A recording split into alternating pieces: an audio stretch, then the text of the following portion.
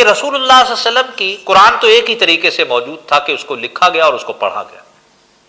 رسول اللہ صلی اللہ علیہ وسلم کے حدیث کا ذخیرہ جو ہے وہ کئی طرح سے مرتب ہوا. ایک طریقہ اس میں لکھنے کا تھا، لیکن ایک اس سے بڑا طریقہ ہے جسے ہم تعامل مدینہ کہتے ہیں. اس لیے حدیث کی تعریف یہ ہے کہ رسول اللہ صلی اللہ علیہ وسلم کے قول، فعل اور تقریر کو حدیث کہتے ہیں. قول سے مراد ہے کہ کوئی بات آپ نے فرمائی ہو، فعل سے مراد یہ ہے کہ کوئی کام آپ نے کیا ہو.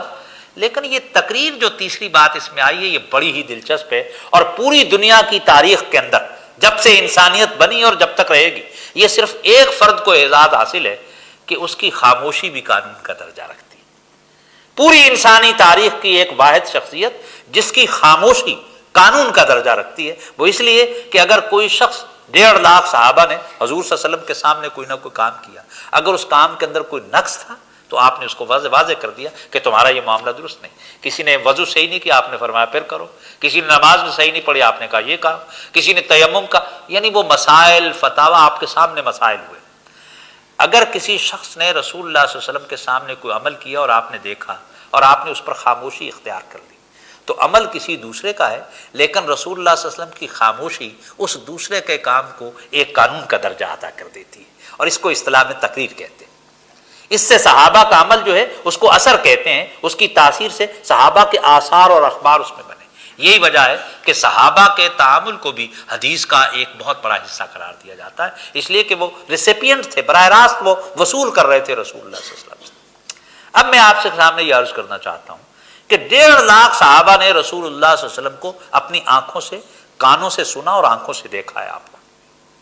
اور بعض کام تو ایسے کہ ایک آدمی کے سامنے نہیں ہوئے.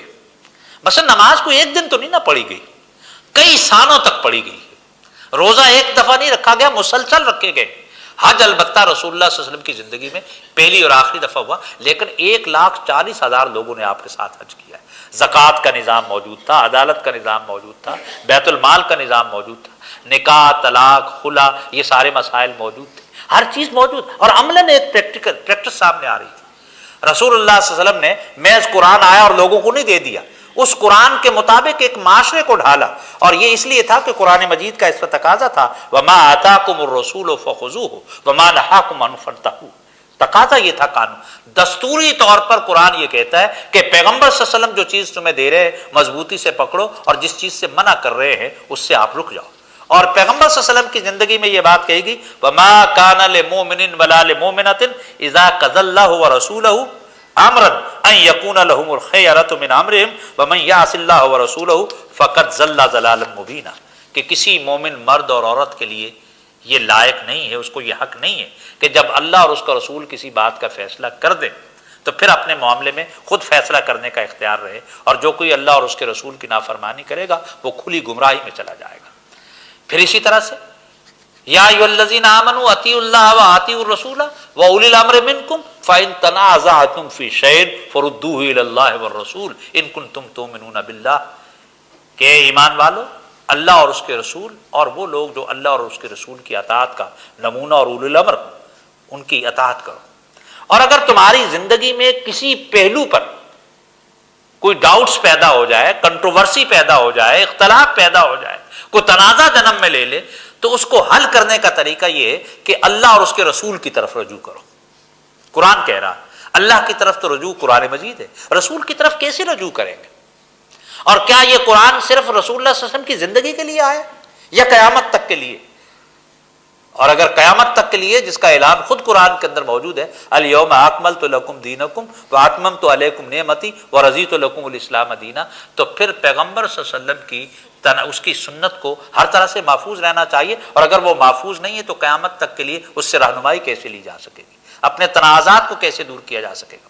اور اس سے زیادہ سخت دستوری بات قرآن نے کہی فلا وربک لا یؤمنون حتی یحکموک فیما شجر بینہم ثم لا یجدوا فی انفسہم حرجا مما قضیت ویسلموا تسلیما. سورہ النساء کی آیت 65 میں تو ایسی بات کہی گئی کہ نہیں اے محمد، تمہارے رب کی قسم یہ کبھی مومن نہیں ہو سکتے جب تک اپنے باہمی اختلافات میں یہ تم کو فیصلہ کرنے والا نہ مان لے، اور پھر جو کچھ تم فیصلہ کرو اپنے دل میں کوئی تنگی محسوس نہ کریں بلکہ سر بسر اس کو تسلیم کر لیں. یہ کانسٹیٹیوشنل کلازز ہے قرآن مجید کی کہ پیغمبر کی زندگی جو ہے، اس کا فرمان جو ہے، اس کی جو پریکٹس ہے، اس کا جو عملی صورتحال ہے، وہ کس انداز میں لوگوں کے سامنے آ سکتی ہے۔ اب میں یہ عرض کرنا چاہتا ہوں کہ یہ جو رسول اللہ صلی اللہ علیہ وسلم نے صرف لوگوں کو باتیں بتائی نہیں، 1.5 لاکھ صحابہ کی ایک عملی تربیت کی۔ آپ اپنے میڈیکل کالجز کے اندر 3-4 سال پہلے پڑھتے ہیں، آخری سال کے اندر آپ کو وارڈز کے اندر بھیج دیا جاتا ہے کہ جو آپ نے تھیریز پڑھی ہیں، اب پریکٹیکلی دیکھیے کہ پیشنٹس جو مختلف انداز کے پیشنٹس ہیں ان کے اندر جا کر دیکھیے کہ کیسے اپلائی ہوتا ہے یہ سارا کچھ، اور پھر اس کے بعد آپ کو ایک ہاؤس جاب سے گزرنا پڑتا ہے، اور اس پروسیس کے ساتھ کیوں کہ آپ کی تھیری جو سائنٹیفک ہے جب تک کہیں جا کر وہ اپلائی نہیں ہوتی ہے وہ تھیری ہی رہے گی، اس کا وہ علم ساؤنڈ نالج نہیں بن سکتی۔ رسول اللہ صلی اللہ علیہ وسلم کو جو تھیریز دی گئی اس کا پریکٹیکل پورا معاشرہ تھا، اور پیغمبر صلی اللہ علیہ وسلم کو کہا گیا 3 کام آپ کو کہے گئے، وَيُزَكِّيهِمْ وَيُعَلِّمُهُمُ الْكِتَابَ وَالْحِكْمَةَ، پہلا کام وَيَتْلُو عَلَيْهِمْ آيَاتِهِ، یہ پیغمبر قرآن کی آیات تلاوت کرے گا، اور پھر وَيُزَكِّيهِمْ، ان آیات کے ذریعے سے تمہارا تزکیہ کرے گا، تمہیں اچھا انسان بنائے گا، ایک اچھا سٹیزن، مسلم سٹیزن کیسے بن سکتا ہے وہ بنائے گا یہ تمہیں۔ اور یہ ایک پروسیس تھا کہ ہیومن سائیکی کو کیسے بدلا جائے، انسان کیسے بنایا جائے، اس نفس امارہ کو نفس مطمئنہ میں کیسے بدلا جائے۔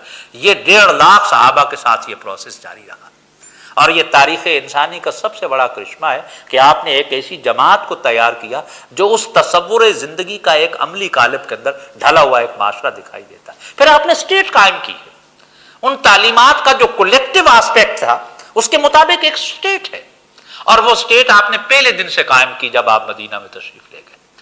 معاشرہ تو مکہ میں پیدا کر دیا لیکن اسٹیٹ مدینہ میں قائم ہوئی، اور اس اسٹیٹ کا ایک ایک پہلو آپریٹو تھا۔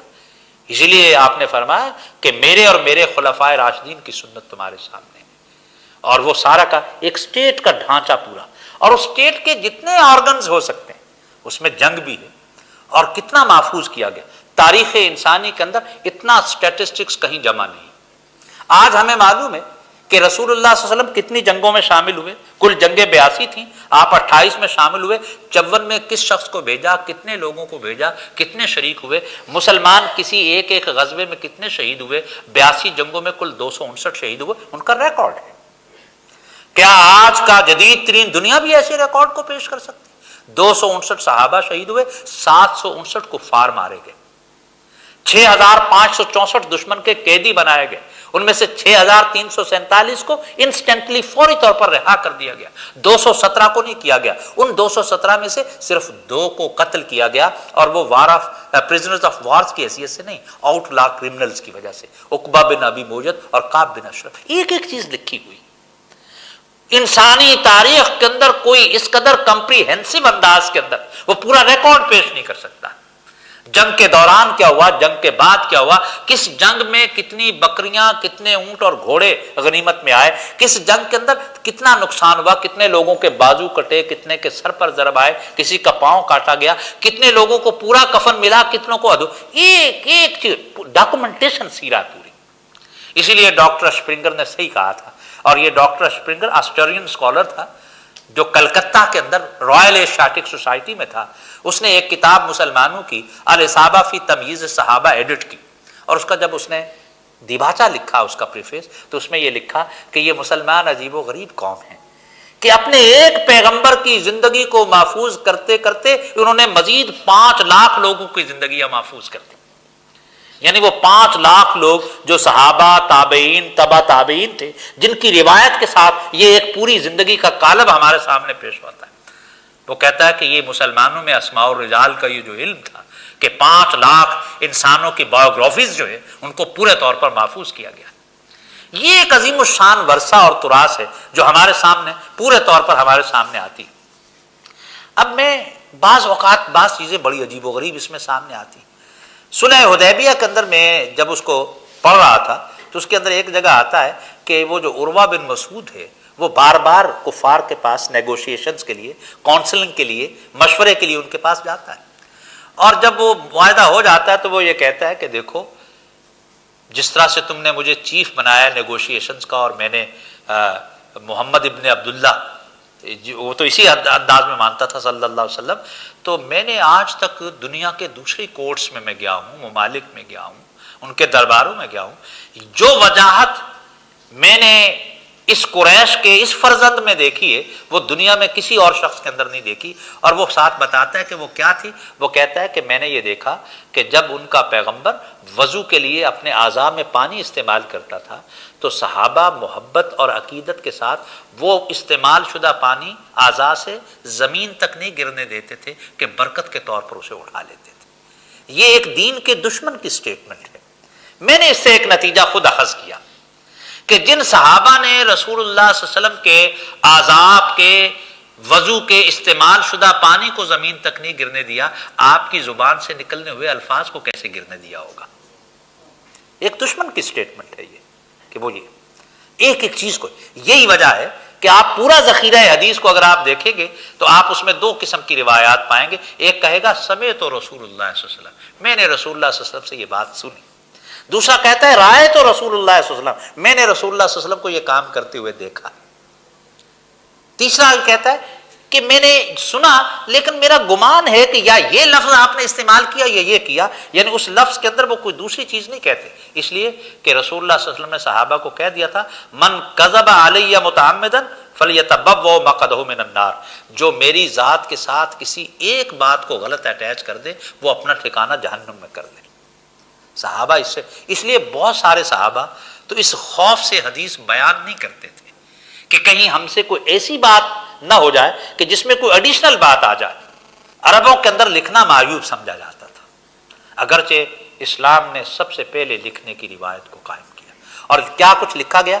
میرے محتاط اندازے کے مطابق قرآن مجید کے علاوہ 20,000 چیزیں کم از کم خود رسول اللہ صلی اللہ علیہ وسلم کی زندگی میں لکھی گئی، اور اس کے بعد تو کثرت کے ساتھ لکھا گیا. اس اعتبار سے پھر ہم یہ بات دیکھتے ہیں کہ یہ ایک کثرت کے ساتھ ایک، لیکن قوت حافظہ ان کی عجیب تھی، باتوں کو یاد رکھتے تھے. میں پہلے تو مجھے اندازہ نہ ہو سکتا یہ بات ہے، لیکن اس زمانے میں خود میری زندگی میں 8-10 واقعات پے در پے ایسے آئے. ایک تو ہمارے پنجاب میں اکاڑا کے قریب رینالہ ایک جگہ ہے، اس کے قریب ایک باما بالا لشاریہ میں ایک درس نظامی تھا. اس میں ایک حافظ عبدالرزاق صاحب ابھی حیات ہیں، نابینا ہیں. وہ حدیث کی کتاب پڑھا رہے تھے، طالب علم کتابیں سامنے رکھے ہوئے تھے، اور جہاں طالب علم غلط پڑھتا تھا وہ کہتا تھا اس کو درست کرو، یہ لفظ یوں ہے. یہ بیٹھ کر میں نے خود دیکھا کہ ایک نابینا شخص جو ہے حدیث کا متن دوسروں کے سامنے موجود ہے. پھر میں نے فیصل آباد میں کچھ مدارس میں دیکھا کہ ایک طالب علم کو انعام دیا گیا کہ اس نے ترمذی کا پورا متن جو ہے سنن ترمذی کا اس کو زبانی یاد کیا، اس نے بلوغ المرام کو زبانی یاد کیا، اس نے مشکات کو زبانی یاد کیا. اور پھر جب میں سعودیہ میں ایک دفعہ گیا اور ان کے جو مفتی اعظم عبدالعزیز بن باز تھے، عبداللہ بن باز، میں نے ان کو دیکھا کہ کمال حافظہ تھا کہ پوری حدیث 10-10 12-12 حدیثیں وہ بے پیش کرتے چلے جا رہے ان کے سامنے موجود. اور پھر تاریخ انسانی کے اندر جو مختلف قسم کے ہمارے محدثین ہیں ان کے حافظے تو عجیب و غریب قسم کے تھے. تو یہ آج کی دنیا کے اندر آپ لوگوں کو معلوم ہوگا ایسے وکلا موجود ہیں، میرے دوست ہیں کہ جن کو پاکستان پینل کوڈ کے سینکڑوں دفعات پوری زبانی یاد ہے. کانسٹیٹیوشن لائرز کو اپنا کانسٹیٹیوشن یاد ہے. ہمارے بعض اساتذہ ایسے ہزاروں اشعار ان کو زبانی یاد ہے. میرے ایک دوست آج کل مکہ میں عزیر شمس صاحب ہیں، ان کو 50,000 سے زیادہ مصنفوں کی تاریخ وفات اور پیدائش، کہاں پیدا ہوئے کہاں مرے، وہ ان کو زبانی یاد ہے. انسانی حافظے کے آپ تو خیر میڈیکل کے لوگ ہیں، آپ سے بات